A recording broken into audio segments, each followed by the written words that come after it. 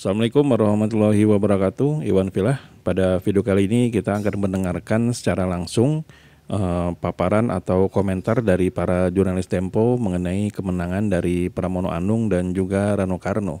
Ada sedikit nasihat, ada juga sedikit ancaman ya, ada juga sedikit harapan gitu.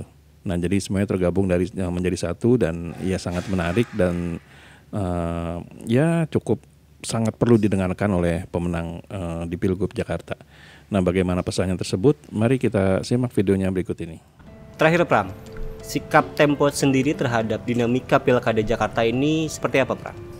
Ya, Tempo sejak awal juga menaruh perhatian pada Pilkada Jakarta ini ya, karena tadi sudah disebutkan soal berbagai intrik-intriknya sebelum dimulainya proses pemilihan atau waktu itu masih proses pencalonan dan sampai sekarang.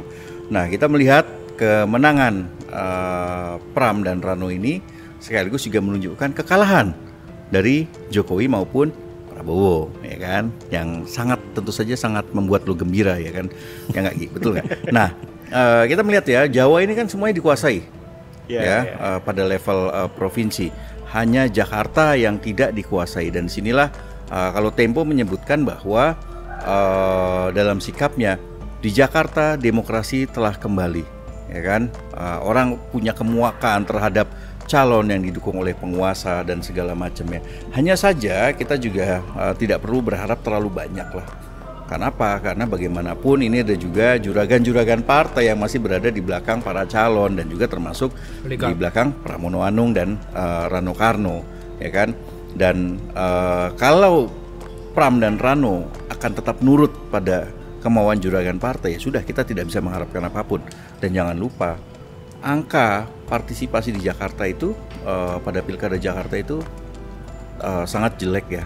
Masih ada 40% orang atau penduduk atau pemilih yang tidak memberikan hak suaranya ataupun sengaja merusak surat suara gitu kan, atau memilih golput lah, katakanlah semacam itu.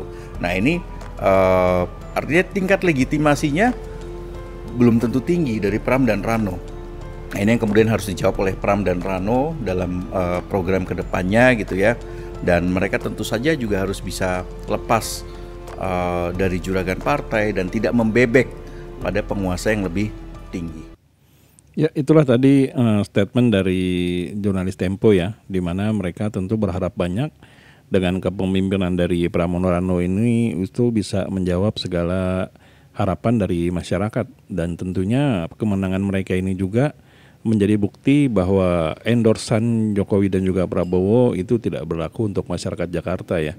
Karena terbukti walaupun tidak di-endorse oleh penguasa, Pramono ini bisa menang. Nah, yang menariknya di sini adalah jurnalis Tempo ini memberi tantangan kepada Pramono, apakah mereka tetap untuk bersama rakyat atau pada akhirnya nanti ikut membebek kepada penguasa dan juga para juragan partai tadi katanya.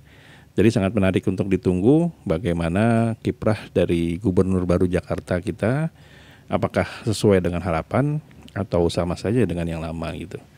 Menarik sekali untuk ditunggu, dan ini akan menjadi catatan tersendiri untuk mereka semua ya.